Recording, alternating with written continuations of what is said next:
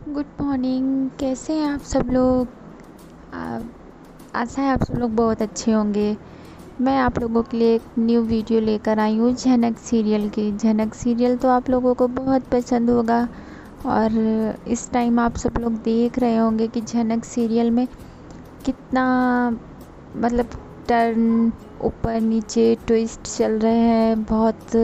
झनक और अनिरुद्ध की रोमांटिक्स वीडियोस और फोटोज़ भी देखने को मिली थी सीरियल में। हमें ये भी देखने को मिला था कि कितना सब कुछ हो जाता है अनिरुद्ध के बर्थडे पर। अर्शी बहुत गुस्सा हो जाती है अनिरुद्ध से, और अर्शी की जो माँ होती हैं सृष्टि, वो भी बहुत गुस्सा होती हैं। वो कहती हैं कि झनक अच्छा लड़का नहीं है, सॉरी, अनिरुद्ध अच्छा लड़का नहीं है जो झनक के पीछे पड़ा रहता है। तो ये सभी चीज़ें होती रहती हैं फिर।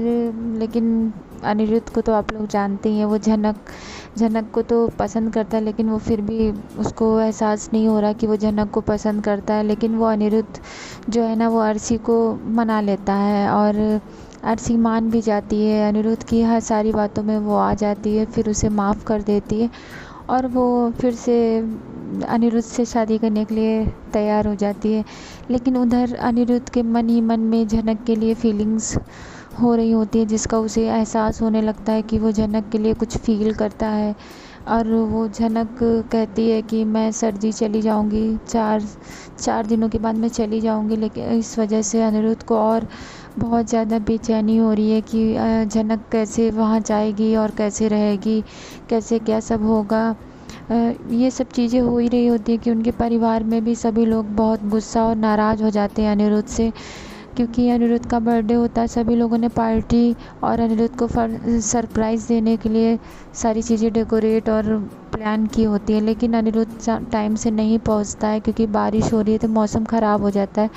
तो उन दोनों को कहीं पर रुकना पड़ता है, जिस वजह से वो घर में बहुत देर में पहुंचते हैं। और झनक और अनिरुद्ध का रोमांटिक वीडियो देखने को मिलता है, जिसमें दोनों को एहसास होता है कि वो एक दूसरे को पसंद करते हैं, लेकिन फिर भी ये मानने के लिए तैयार नहीं होते हैं कि वो एक दूसरे को पसंद कर रहे हैं।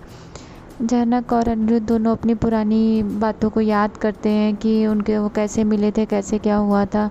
उधर अर्शी बहुत गुस्सा हो रही थी और अनिरुद्ध की माँ भी बहुत गुस्सा होती है। लेकिन झनक और अनिरुद्ध तो बिल्कुल भी, झनक तो सोचती भी है लेकिन अनिरुद्ध को कुछ भी नहीं समझने में आता। वो कहता है जो होगा वो देखा जाएगा।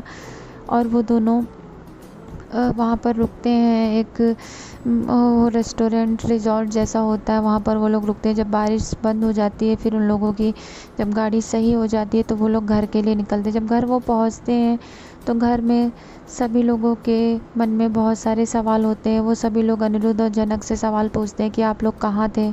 अर्शी बहुत गुस्सा होती है, झनक को बहुत उल्टा सीधा कहती है, बहुत उसे गलत बोलती है, बहुत सारे इल्ज़ाम लगाती है, जिस वजह से झनक बहुत ही चुप होकर सब सुनती रहती है। और बहुत ही उसे बुरा लगता है कि सब लोग मुझे कितना नीचा गिरा रहे हैं और मेरी कितनी बेइज्जती कर रहे हैं।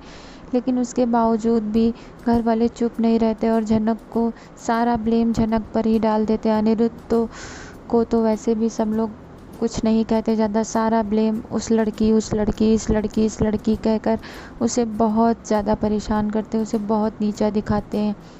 लेकिन ऐसी सिचुएशंस ही हो जाती हैं कि झनक क्या करे, वो सरजी का बातों को मना नहीं कर पाती।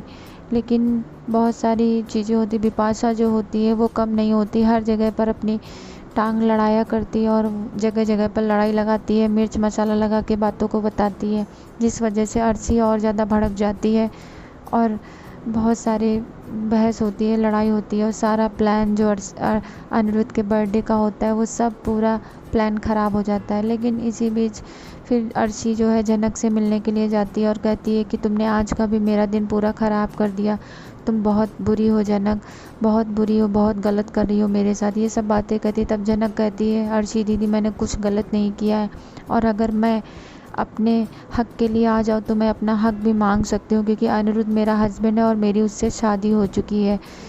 ये सब चीज़ें होती हैं और आगे वाले सीरियल में आप देखिए क्या